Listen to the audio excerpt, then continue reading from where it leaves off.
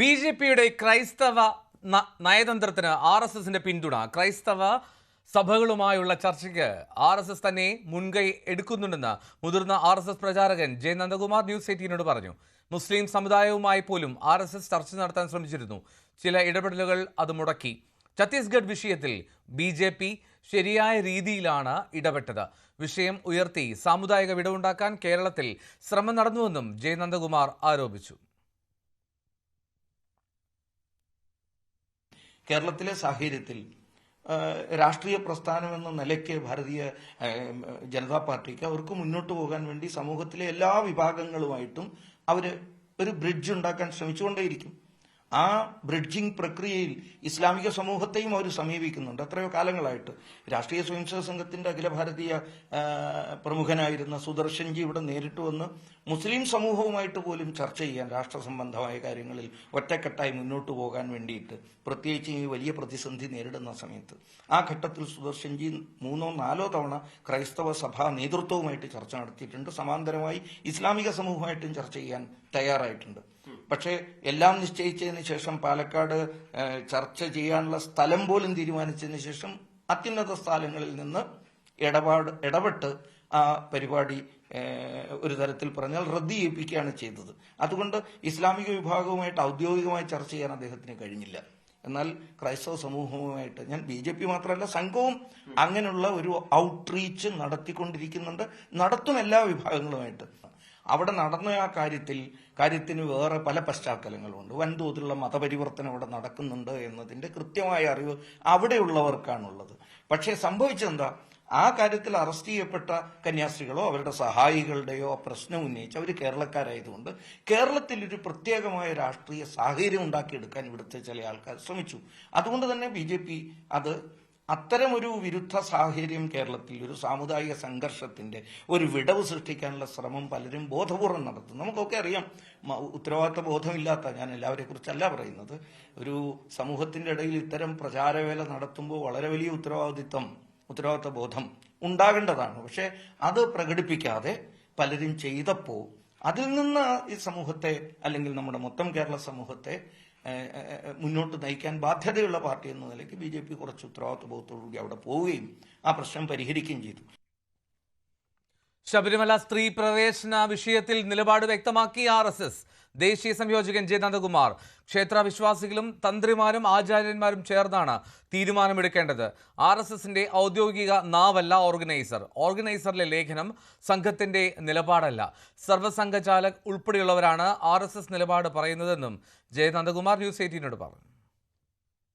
ശബരിമല ക്ഷേത്രത്തിൽ കാലങ്ങളായി നിലകൊള്ളുന്ന ആ ആചാരം, ആ കസ്റ്റമറി പ്രാക്ടീസ് അതേപോലെ തുടരണം, പ്രൊവൈഡഡ്, അദ്ദേഹം പറയുന്നുണ്ട് മോഹൻജി ഭാഗവത്, പ്രൊവൈഡഡ് ക്ഷേത്രത്തിന്റെ സ്റ്റേക്ക് ഹോൾഡേഴ്സ് അതാരാണ്?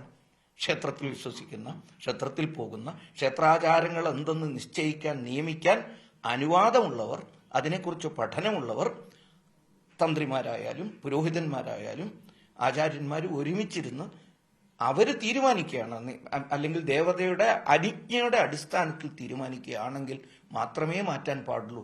അത് ഏതെങ്കിലും ഒരു സർക്കാരോ മതേതരമായ സ്ഥാപനങ്ങളോ തീരുമാനിക്കേണ്ട കാര്യമല്ല ഹൈന്ദവ ക്ഷേത്രത്തിലെ നിയമം എന്നതാണ് സംഘത്തിന്റെ നിലപാട്. പണ്ടേ തന്നെ വളരെ കൃത്യമായി വെളിപ്പെടുത്തിയിട്ടുള്ളതാണ്. ഓർഗനൈസർ രാഷ്ട്രീയ സ്വയംസേവക സംഘത്തിന്റെ ഒരു ഔദ്യോഗികമായ കാര്യം പറയാനുള്ള ജിഹ്വയല്ല എന്ന് വളരെ കൃത്യമായിട്ട്, it is not an official organ എന്ന് പറഞ്ഞ് വ്യക്തമായി സംഘത്തിന്റെ അഖില ഭാരതീയ പ്രചാർ പ്രമുഖ് ഡോക്ടർ മൻമോഹൻ വൈദ്യ പ്രചാർ പ്രമുഖായിരിക്കുമ്പോൾ വളരെ കൃത്യമായി എക്കാലത്തേക്കുമായിട്ട് ഈ കാര്യം പറഞ്ഞിട്ടുണ്ട്. ശ്രീമാൻ പ്രഫുൽ കേത്കർ, ഇപ്പോഴത്തെ ഓർഗനൈസറിന്റെ എഡിറ്റർ, തന്നെ ഈ കാര്യം വ്യക്തമാക്കിയിട്ടുണ്ട്. ഇത് ആർ.എസ്.എസിന്റെ ഔദ്യോഗിക ജിഹ്വയല്ല എന്ന്. ആർ.എസ്.എസിന്റെ ഔദ്യോഗിക ജിഹ്വ എന്ന് പറയുന്നത് 2-3 പേരാണ്. അത് സർസംഘചാലകാണ്, സർക്കാരിവാഹാണ്, പ്രചാർ പ്രമുഖാണ്. രമേശ് ചെന്നിത്തല അധ്യക്ഷനായ സമയത്ത് NSU സമ്മേളനത്തിൽ RSS സഹായിച്ചു എന്ന് മുതിർന്ന RSS പ്രചാരകൻ ജെ നന്ദകുമാർ. നാഗ്പൂർ സമ്മേളനത്തിൽ തമ്മിലടി ഉണ്ടായി.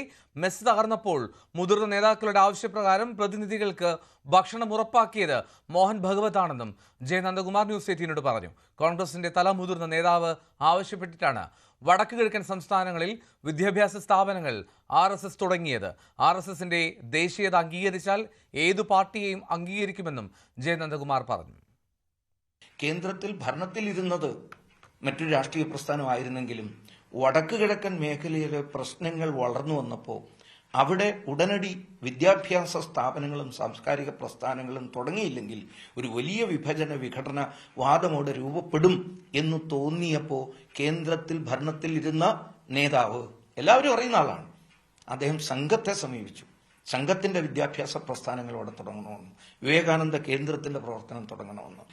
NSUവിന്റെ സമ്മേളനം നടക്കുകയായിരുന്നു 1984 നാഗപ്പൂരിൽ. ശ്രീമാൻ രമേശ് ചെന്നിത്തലയായിരുന്നു അന്ന് NSUയുടെ അഖിലേന്ത്യാ പ്രസിഡന്റ്. അന്ന് എല്ലാവരും കേട്ടിട്ടുണ്ടാവും, ഒന്നല്ലെങ്കിൽ ഗൂഗിൾ ചെയ്ത് നോക്കിയാൽ മനസ്സിലാക്കാൻ കഴിയും. ഇന്ത്യ ടുഡേ 10-24 പേജുകൾ അടങ്ങുന്ന ഒരു വലിയ ആർട്ടിക്കിൾ അതിനെക്കുറിച്ച് എഴുതി. ആ സമ്മേളനം NSUയുടെ ചരിത്രത്തിലെ ഏറ്റവും വലിയ സമ്മേളനമായിരുന്നു. ഏതായാലും 2-3 ഗ്രൂപ്പായി തിരിഞ്ഞ് ആ സമ്മേളന നഗരിയിൽ അടിച്ചു. എന്നിട്ട് അടുക്കള, മെസ്സ്, ഉണ്ടാക്കി വെച്ച സാധനങ്ങൾ അടക്കം നശിപ്പിച്ചു. അതിന്റെ ചിത്രമുണ്ട് ഇന്ത്യ ടുഡേയിൽ, ഇപ്പോഴും നിങ്ങൾക്ക് പരിധിയാൽ കിട്ടും. ആ സന്ദർഭത്തിൽ വന്നുകൂടിയ അല്ലെങ്കിൽ സംഘർഷത്തിൽ പെടാത്തവരോ സംഘർഷത്തിൽപ്പെട്ട് ക്ഷീണിച്ചവർക്കോ ഭക്ഷണം കൊടുക്കാൻ പറ്റില്ല എന്ന അവസ്ഥ വന്നപ്പോൾ കോൺഗ്രസിന്റെ വളരെ തലമുതിർന്ന നേതാക്കന്മാർ, അന്ന് നാഗപ്പൂരിന്റെ സ്റ്റേറ്റ് ഓർഗനൈസിംഗ് സെക്രട്ടറി ആയിരുന്ന മോഹൻ ഭാഗവത്, അദ്ദേഹം നേരിട്ട് സ്വന്തം അനുഭവം പറഞ്ഞത്. എന്നിട്ട് 14-15 മെസ്സുകൾ ഉണ്ടായിരുന്നതിൽ 8 മെസ്സും കൃത്യസമയത്ത് അല്ലെങ്കിൽ വളരെ എളുപ്പത്തിൽ സംഘപ്രവർത്തകരുടെ ഈ സംഘാടന മികവ് കൊണ്ട് പുനഃസ്ഥാപിച്ചു. കേന്ദ്ര സർക്കാർ ശബരിമല ഏറ്റെടുക്കുമെന്ന കേന്ദ്രമന്ത്രി സുരേഷ് ഗോപിയുടെ പ്രസ്താവനയിൽ ചർച്ചയും വിവാദവും. ശബരിമല അടക്കം രാജ്യത്തെ പ്രധാന ക്ഷേത്രങ്ങളെല്ലാം കേന്ദ്ര സർക്കാർ ഏറ്റെടുക്കുമെന്നായിരുന്നു സുരേഷ് ഗോപിയുടെ വാക്കുകൾ. ഏക സിവിൽ കോഡ് നിലവിൽ വന്നാൽ ഉടൻ കേന്ദ്ര ദേവസ്വം വകുപ്പ് രൂപീകരിക്കുമെന്നും എല്ലാ പ്രധാന ക്ഷേത്രങ്ങളും ഏറ്റെടുക്കും എന്നുമായിരുന്നു പ്രസ്താവന. കോട്ടയത്തെ കലുങ്ക് സഭയിലായിരുന്നു സുരേഷ് ഗോപിയുടെ പ്രതികരണം. ശബരിമല ഒരു തീർത്ഥാടന കേന്ദ്രം, കേന്ദ്ര തീർത്ഥാടന കേന്ദ്രമാക്കിയാനൊന്നുമില്ല. അദ്ദേഹത്തിന് നല്ല വ്യക്തമായ ഡിസൈൻ ഉണ്ട്. പക്ഷെ കോഓപ്പറേറ്റീവ് ഫെഡറലിസം, ആ ഫെഡറൽ സ്ട്രക്ചറിനകത്ത് നിന്നുകൊണ്ട് നമുക്ക് ആക്സസ് ചെയ്യാനുള്ള മാർഗം, അതുകൊണ്ടാണ് ഞാൻ വളരെ വളരെ സെൻസിബിൾ ആയിട്ടാണ് ഞാൻ പറയുന്നത്. The moment uniform civil code comes into existence, that will pave the path for any furtherance of whatever is needed by different communities, different religious segments. അങ്ങനെ ഒരു കാലം ഉടൻ തന്നെ വരുമെന്ന് വിചാരിക്കാമല്ലേ സർ? അതാ പറഞ്ഞത്, അമിത്ഷാ അദ്ദേഹത്തിന്റെ ഓപ്പറേഷൻ സിന്ദൂറുമായി ബന്ധപ്പെട്ട പ്രസംഗത്തിന് മറുപടി രാജ്യസഭയിൽ പറഞ്ഞത് അമിത്ഷാജിയാണ്. അദ്ദേഹം വ്യക്തമായി പറഞ്ഞു, दोस्तों यूनिफॉर्म सिविल कोड आएगा, जरूर आएगा, शुरुआत हुई है. പോയി പ്രസംഗം എടുത്ത് പരിശോധിച്ചു. സർ, യൂണിഫോം സിവിൽ കോഡ് വരുമ്പോൾ ശബരിമലയുടെ അവസ്ഥ എന്തായിരിക്കും? അതുകൂടെ ഒന്ന് നമ്മുടെ യൂണിഫോം സിവിൽ കോഡ് അതിന്റെ അടിസ്ഥാന നിയമമായി മാറും. പിന്നെ വരാൻ പോകുന്നത് ചിലപ്പോൾ Hindu religious consortium, Hindu religious administration, ഇങ്ങനെയുള്ള ദേശീയമായ ഒരു സംവിധാനമായിരിക്കും. ഒരു ദേവസ്വം വകുപ്പ് കേന്ദ്രത്തിൽ വന്നാൽ ഇതൊക്കെ നിയന്ത്രിക്കാൻ സാധിക്കും. ഇതൊക്കെ വരും.